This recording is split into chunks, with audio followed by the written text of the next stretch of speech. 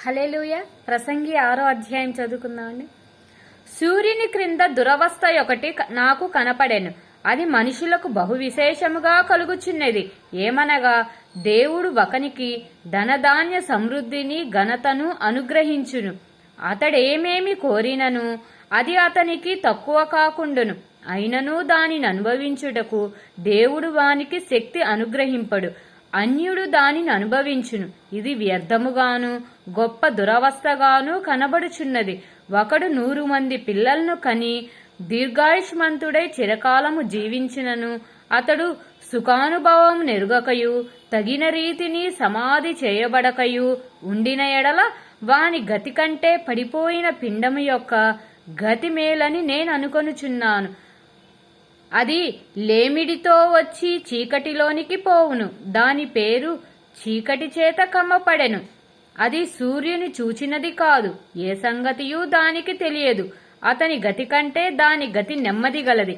అట్టివాడు 2000 సంవత్సరములు బ్రతికియు మేలు కానక ఉన్న ఎడల వాని గతి అంతే. అందరునూ ఒకే స్థలమునకే వెళ్ళుదురు కదా. మనుష్యుల ప్రయాస అంతయు వారి నోటికే కదా. అయినను వారి మనస్సు సంతుష్టి నొందదు.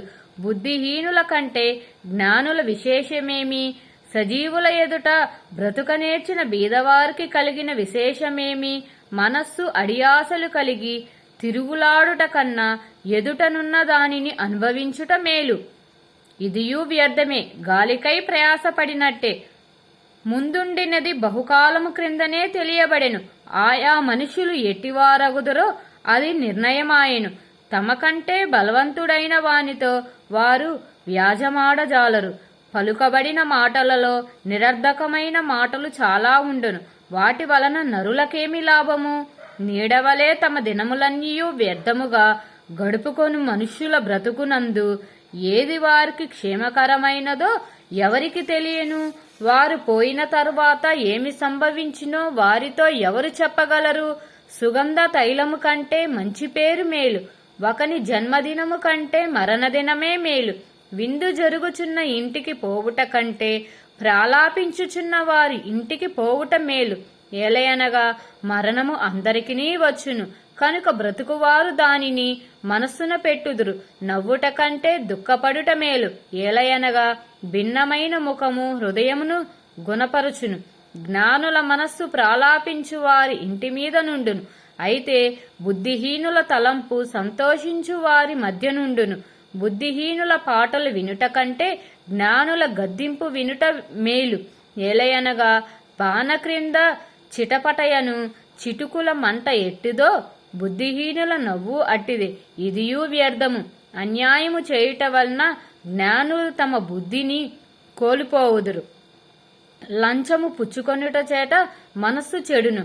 కార్యారంభము కంటే కార్యాంతము మేలు. అహంకారము గలవాని కంటే శాంతము గలవాడు శ్రేష్ఠుడు. ఆత్రపడి కోపపడవద్దు. బుద్ధిహీనుల అంతరేంద్రియముల యందు కోపము సుఖనివాసము చేయును.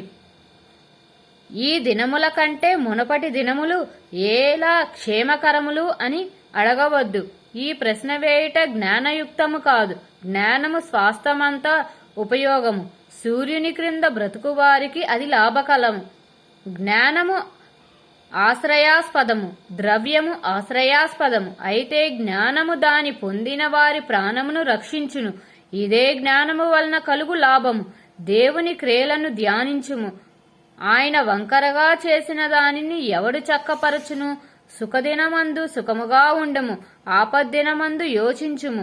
తాము చనిపోయిన తరువాత జరుగుదానిని నరులు తెలుసుకొనకుండునట్లు దేవుడు సుఖదుఖములను జతపరచియున్నాడు. నా వ్యర్థ సంచారముల కాలములో నేను వీటన్నిటినీ చూచితిని. నీతి అనుసరించి నశించిన నీతిమంతులు కలరు. దుర్మార్గులై ఉండినను చిరాయువులైన దుష్టులను కలరు. అధికముగా నీతిమంతుడవై ఉండకుము. అధికముగా జ్ఞానివి కాకుము.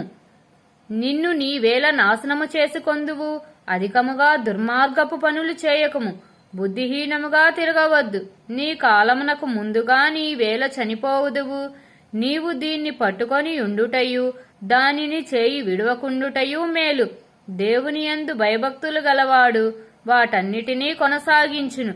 పట్టణమందుండు 10,000 మంది అధికారుల కంటే జ్ఞానము గలవానికి జ్ఞానమే ఎక్కువైన ఆధారం.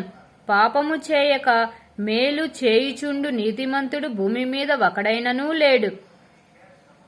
నీ పనివాడు నిన్ను శపించుట నీకు వినబడకుండునట్లు చెప్పుడు మాటలు లక్ష్యపెట్టకము. నీవును అనేక మారులు ఇతరులను శపించితివని నీకే తెలిపియున్నది కదా. ఇది అంతయు జ్ఞానము చేత నేను శోధించి చూచితిని. జ్ఞానాభ్యాసము చేసుకొందువని నేను అనుకొంటిని కాని అది నాకు దూరమాయను. సత్యమైనది దూరముగాను బహులోతుగానూ ఉన్నది. దాని పరిశీలన చేయగలవాడెవడు? వివేచించుటకును పరిశోధించుటకును జ్ఞానాభ్యాసము చేయుటకై సంగతుల యొక్క హేతువులను తెలుసుకొనుటకును భక్తిహీనత బుద్ధిహీనత అనియు బుద్ధిహీనత వెరితనమనియు గ్రహించుటకును రూఢీ చేసుకొని నా మనస్సు నిలిపితిని. మరణము కంటే ఎక్కువ దుఃఖము కలుగుచున్నది ఒకటి నాకు కనపడెను. అది వలల వంటిదై ఉరుల వంటిది. మనస్సును బంధకముల వంటి చేతులను కలిగిన స్త్రీ. దేవుని దృష్టికి మంచివారైన వారు దాన్ని తప్పించుకొందురు కాని పాపాత్ములు దాని వలన పట్టబడుదురు.